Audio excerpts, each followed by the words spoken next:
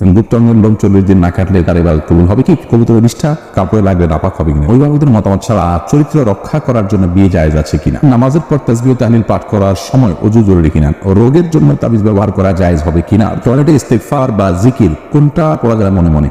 ঋতুস্রাব বন্ধ হয়েছে বলে সহবাস করলে পরে দেখা গেল ঋতুস্রাব বন্ধ হয়নি, এতে করণীয় কি? 60 বছর আগের কবরের উপরে বাড়ি বানানো যাবে কিনা? মেয়েদের পিরিয়ড অবস্থায় বিয়ে করা জায়েজ কি না? আমি নতুন দাড়ি রেখেছি, মুখের নিচের অংশে থুতনির নিচে কি খুর দিয়ে পরিষ্কার করা যাবে? পিরিয়ডের পর অর্থাৎ শরীর খারাপ থেকে ভালো হওয়ার পর স্বামী সহবাস কবে থেকে করতে হয়?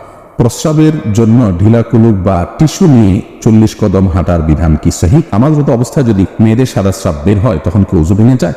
অনবরত বের হলে করণীয় কি? আমার বোনের সংসারে অশান্তি ছিল, তাই ছাড়াছাড়ি হয়ে গেছে, কিন্তু কাগজে কলমে লেনদেন হয়েছে, কিন্তু ছেলে মুখে তালাক বলেনি। এই তালাক বা ছাড়াছাড়ি সঠিক হয়েছে কিনা?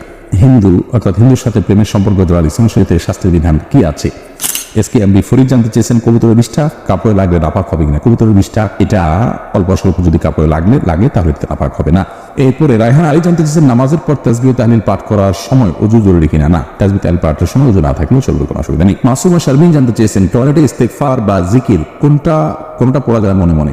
টয়লেটে মনে মনে আপনি যে কোনো কিছু করতে পারেন, অসুবিধা নেই। মনের নিয়ন্ত্রণ তো আল্লাহ রাব্বুল আলামিন করেন। মুখে কোনো জিকির, সেটা ইস্তেগফার হোক অন্য কোনো জিকির হোক, এগুলো মুখে উচ্চারণ করবেন না, মনে মনে হতে পারে, কোনো অসুবিধা নেই। লাতিফা লাইজোপি জানতে চেয়েছেন মেয়েদের পিরিয়ড অবস্থায় বিয়ে করা জায়েজ কি না? বিয়ে হতে পারে, বিয়ে হতে কোনো অসুবিধা নেই পিরিয়ড অবস্থায়, কিন্তু স্বামী সহবাস করা জায়েজ হবে না। বিয়ের আগে অনুষ্ঠানটা হলো ওই সময় কোনো অসুবিধা নেই, কিন্তু সুস্থ হওয়া পর্যন্ত সহবাস করা যাবে না। এমনি কাউসার জানতে চেয়েছেন 60 বছর আগের কবরের উপরে বাড়ি বানানো যাবে কিনা? যদি অনেক পুরাতন কবর হয়ে যায় এবং সেখানে এক্সটেনশন করে বাড়ি নির্মাণ করার প্রয়োজন হয়, আর যদি কবরস্থান না হয় তাহলে সেক্ষেত্রে ওই কবরের ধ্বংসাবশেষকে অন্যত্র কবরস্থানে তুলে আপনি সেখানে বাড়ি বানাতে পারেন, কোনো অসুবিধা নেই। রায়হানা আক্তার আপনি জানতে চেয়েছেন পিরিয়ডের পর অর্থাৎ শরীর খারাপ থেকে ভালো হওয়ার পর স্বামী সহবাস কবে থেকে করতে হয়?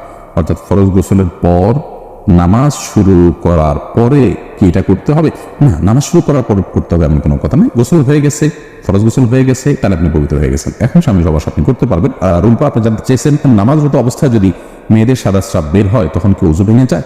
অনবরত বের হলে করণীয় কি? যে সাদা স্রাব বের হলে ওযু ভেঙে যাবে, কিন্তু এটা যদি অনবরত পড়তেই থাকে, 5টা মিনিটের সময় গ্যাপ না থাকে, পুরো সালাতের ফুল সময়টা ধরে যেতে থাকে একটু করে, তাহলে সেক্ষেত্রে আপনাকে প্রত্যেক ওয়াক্তের জন্য ওযু করে সালাত আদায় করতে হবে। এরপরে ওযু করার পর যদি বের হয় কোনো অসুবিধা নেই, কিন্তু ওই ওয়াক্ত পর্যন্ত ওই ওযু দিয়ে আপনি সালাত আদায় করতে পারবেন। আকবর হোসেন জানতে চেয়েছেন আমার বোনের সংসারে অশান্তি ছিল, তাই ছাড়াছাড়ি হয়ে গেছে, কিন্তু কাগজে কলমে লেনদেন হয়েছে, কিন্তু ছেলে মুখে তালাক বলেনি। এই তালাক বা ছাড়াছাড়ি সঠিক হয়েছে কিনা?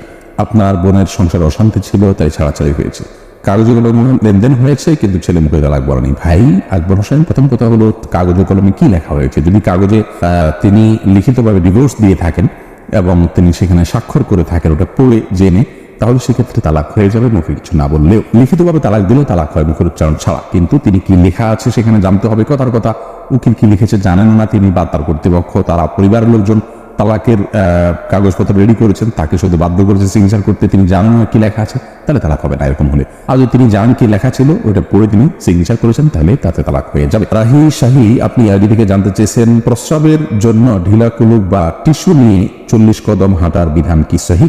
না, 40 কদম পেশাবের পরে ঢিলাগুলো ধরে আপনার হাঁটতে হবে, এরকম কোনো কথা কোরআন হাদিসে কোথাও বলা হয়নি। এবং এই বিষয়টি মানুষের সামনে যখন হাঁটাহাঁটি করা হয়, যেটা দৃষ্টিকটু, অতএব কারোর যদি পেশাবের ধারা বন্ধ হতে একটু সময় লাগে, তাহলে তিনি টয়লেটে ওয়াশরুমে অপেক্ষা করবেন এবং সেখানে তার যদি উদ্বাস করা লাগে করবেন, কিন্তু মানুষের সামনে নিজের আপনার লজ্জাস্থানে হাত দিয়ে হাঁটাহাঁটি করা দৃষ্টিকটু, এতে কোনো সন্দেহ নেই, এবং এরকম কথা কোরআন হাদিসে কোথাও বলা হয়নি। প্রিন্স রাফিন আপনি জানতে চেয়েছেন পড়ে যাওয়া চুল বিক্রি করলে গুনাহ হবে কিনা? যে চুলগুলো পড়ে গেছে সেগুলো বিক্রি করলে গুনাহ হবে, কারণ হলো মানুষের শরীরের কোনো অংশ বিক্রি করা জায়েজ নাই। আল্লাহ রাব্বুল আলামিন আমাদেরকে আমাদের শরীরের কোনো অংশকে বিক্রি করার অধিকার দেননি, কারণ এগুলো সবগুলোর মালিকানা আল্লাহ তাআলা, আমাদেরকে শুধু ইউজ করতে দেওয়া হয়েছে, আমরা এগুলো বিক্রি করতে পারি না। রুবেল মাহমুদ আপনি জানতে চেয়েছেন আমি নতুন দাড়ি রেখেছি, মুখের নিচের অংশে থুতনির নিচে কি খুর দিয়ে পরিষ্কার করা যাবে? ভাই রুবেল, আপনি নতুন দাঁড়িয়ে রেখেছেন, সেজন্য প্রথমে আপনাকে মোবারকবাদ জানাচ্ছি। আল্লাহ রাব্বুল আলামিন আপনাকে পূর্ণ একটি আমল, এটার উপরে অটল অবিচল থাকার তৌফিক দান করুন। বিশেষ করে আজকাল আমাদের যুবক ভাইদের জন্য এই আমলটি করানো বেশি করে হয়ে যায়। মুখের নিচের যে অংশ, থুতনির নিচের অংশ, এটা খুর দিয়ে আপনি পরিষ্কার করা যাবে কিনা বলেছেন। এটা পরিষ্কার করার প্রয়োজন নেই, কিন্তু যদি গলায় থাকে এগুলো আপনি পরিষ্কার করতে পারেন, কারণ দাড়ি নয়। কিন্তু এই থুতনির কিছুটা নিচে হলে এগুলো দাঁড়িয়ে, অতএব থুতনির দিকে যদি গলার দিকে চলে আসে কিছু দূর অনেকের আসে এবং এটা বিরক্তির কারণে, তাহলে এইটুকু আপনি চাচতে পারেন। কিন্তু থুতনিতে যেগুলো থাকে অর্থাৎ এই যে চোয়াল হাড্ডি, হাড্ডির উপরে এবং হাড্ডির উপরে নিচে ধারে কাছে যেগুলো আছে এগুলো সবগুলো দাঁড়িয়ে হিসাব দিতে চলবে, এখন এগুলো কাটবেন না। তাহলে আপনি জানতে চেয়েছেন ঋতুস্রাব বন্ধ হয়েছে বলে সহবাস করলে পরে দেখা গেল ঋতুস্রাব বন্ধ হয়নি, এতে করণীয় কি? দেখুন, হামিদ আল তাহানি ঋতুস্রাব বন্ধ হয়েছে বলে সহবাস করেছেন, পরে যদি দেখেছেন না আসলে বন্ধ হয়নি, তাহলে সেক্ষেত্রে ইস্তেগফার করুন, যে ভুল হয়ে গেছে ইনশাআল্লাহ কারণে গুনাহ হবে না। কিন্তু জেনে শুনে ঋতুস্রাবের মধ্যে সহবাস হলে সেক্ষেত্রে হাদিসে রাসূল আকরাম সাল্লাল্লাহু আলাইহি ওয়াসাল্লাম শিক্ষা দিয়েছেন কিছু সাদকা করে দেন কফারা হিসাবে, কিছু গরিবদেরকে যা সাধ্য অনুযায়ী, যার সাধ্য আছে অল্প তিনি অল্প 100-200 দিবেন, আর যার সাধ্য অনেক বেশি তিনি বেশি দান করে দিবেন। এটার জন্য পরবর্তী দিনে সাবধান হতে হবে যাতে নিজের ভুলের কারণে কোনো গুনাহে আমরা লিপ্ত না হয়ে যাই বা আমাদের ভুল কিছু না হয়।